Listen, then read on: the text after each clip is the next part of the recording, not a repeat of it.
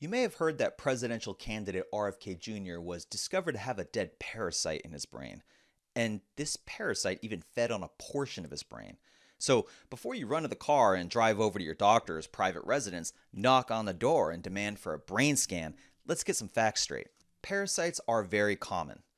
In fact, in 2023, the CDC came out with a statement that at least 60 million Americans are chronically infected with toxoplasmosis, and that's just one species of parasite. It's actually not quite known how many species there are, but it's estimated to be in the thousands. So, do you have a parasite in your brain? Probably not, but if you stick to the end, I'll tell you exactly how the heck a parasite got in RFK Jr.'s. But in all honesty, there's a decent chance you do have parasites. But don't freak out. A ton of people who are perfectly healthy can test positive for parasites. In fact, we live with all kinds of microorganisms. But if your health is problematic, you should know, from my experience, parasites are one of the most common hidden infections I find in my patients. They are common, and I mean really common. So why are they so commonly missed? Well, for one, many medical providers not working in endemic areas or where parasites are highly prevalent are on the lookout for parasites. And if you're not a textbook case like someone who just came back from Vietnam with fever and explosive diarrhea, they may not think to check.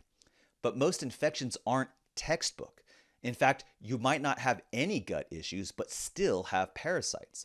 You might have itchy skin, or sleep issues, or anxiety.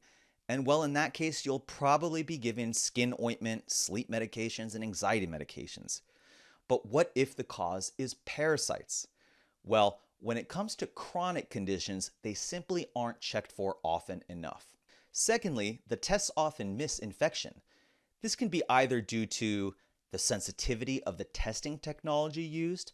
Mainstream medicine uses PCR stool testing. However, some alternative technologies can be more sensitive, such as qPCR tests, and catch missed infections. Also, the sample size of a stool collected might be too little. A small sample size may not contain enough of the eggs, cysts, or parasites for detection, leading to false negatives. Also, the shedding cycle. Some parasites shed eggs or cysts sporadically, but some shed following based on your circadian rhythm over a very short period of time, about once a month. So a single stool sample, or even over a few days, may not capture them. Also, there may not even be evidence of parasites in your stool, and so a stool test won't catch it. They can often infect other areas, such as the case of RFK Jr. So how the heck did RFK Jr. get a parasite in his brain? Well, when a parasite lays eggs, or larvae, these larvae enter the bloodstream. And in the case of Mr. RFK Jr., some of these larvae passed through his blood-brain barrier and developed into cysts.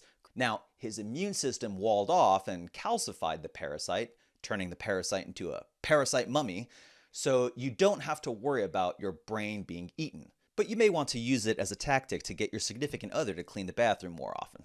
Okay, but what do you do if you have persistent gut or inflammatory issues and already treated for parasites? Well, if that's the case, then you're going to want to watch this video right here.